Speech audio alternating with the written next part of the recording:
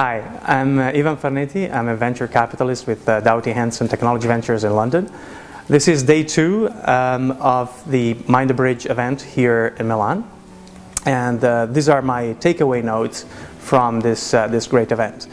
So first of all, I think something is changing, finally, in the Italian venture capital and startup ecosystem. I've been looking at this market for the last 12, 15 years, always hoping to see some of the signs that the economy here for the early stage investors and the early stage entrepreneurs was about to catch up with some of the more advanced countries like the UK or even the US. And finally, I think in the last 2 years, I can say I'm seeing a lot more quality in the entrepreneurs and a lot more quality in the ideas that these entrepreneurs are able to come up with, and the quality with which they are able to explain and engage with audiences like the one at Mind the Bridge today. One of the things I think is more noticeable is that there are also some of the signs of this change that are not just for the people, but also the aggregation of the people in centers of excellence. I think Milan is becoming probably the premier location for founders and technicians and techies and marketing people to meet and share ideas. I can see an event almost on a weekly basis that enables them to meet and share thoughts.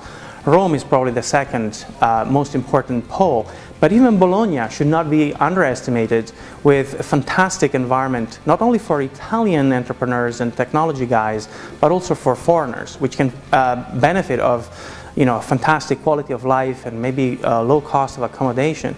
Those are probably the 3 places, and maybe the 4th one would be the northeast region around Venice and Verona, with some of the accelerators there.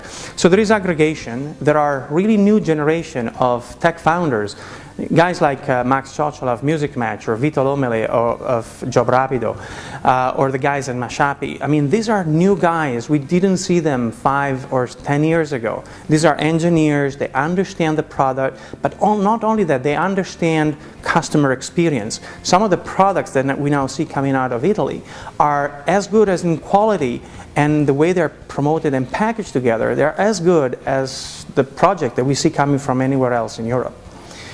I think probably the last missing ingredient, now that we have agglomeration, we have some of the poster children coming up, we have entrepreneurs, probably the only big ingredient that is missing right now is enough capital. Italy has been bootstrapping their startups pretty much from the start.